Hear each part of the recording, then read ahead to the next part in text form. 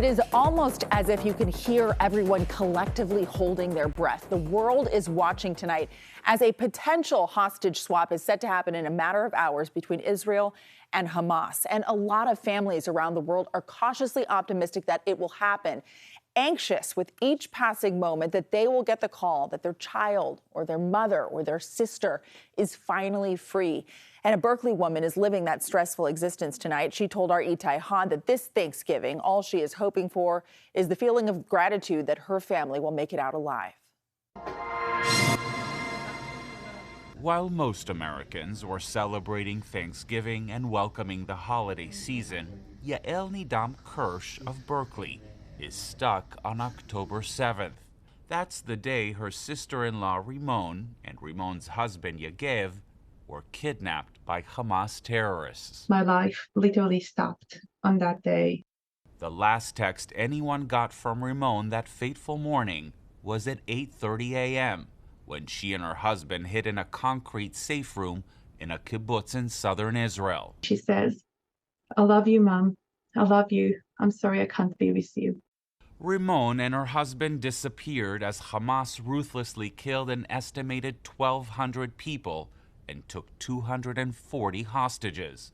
Since then, Yael has gone from Ph.D. student to full-time activist, doing everything in her power to help bring back the hostages. I cannot be depressed. I cannot mourn the people that I have lost. The only thing that I can do now is be an advocate and a voice for my sister-in-law because she needs me. Weeks after the attack, Hamas released a propaganda video in which Yael's sister-in-law, that's her on the left, can be seen without her customary glasses. She's captured by a terrorist organization, held at gunpoint, and she's not able to see.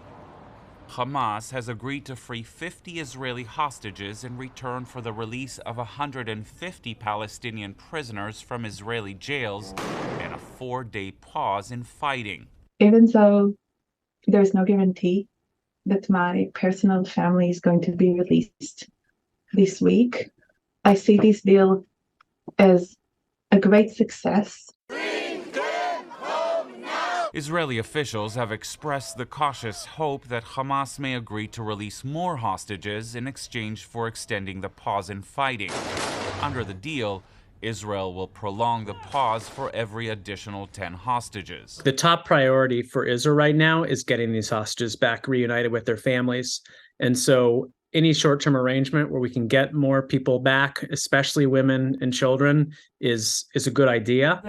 As for Yael, she and her friends planned a special Thanksgiving dinner with 2 empty chairs in honor of Rimon and her husband Yagev. I know in my heart that it is the pressure from the American people and the work of the American government that is bringing our families home, and I'm incredibly grateful. Today they're sitting next to each other in our table, waiting for word from the Middle East, while sitting at the Thanksgiving table on pins and needles. may they come back home soon.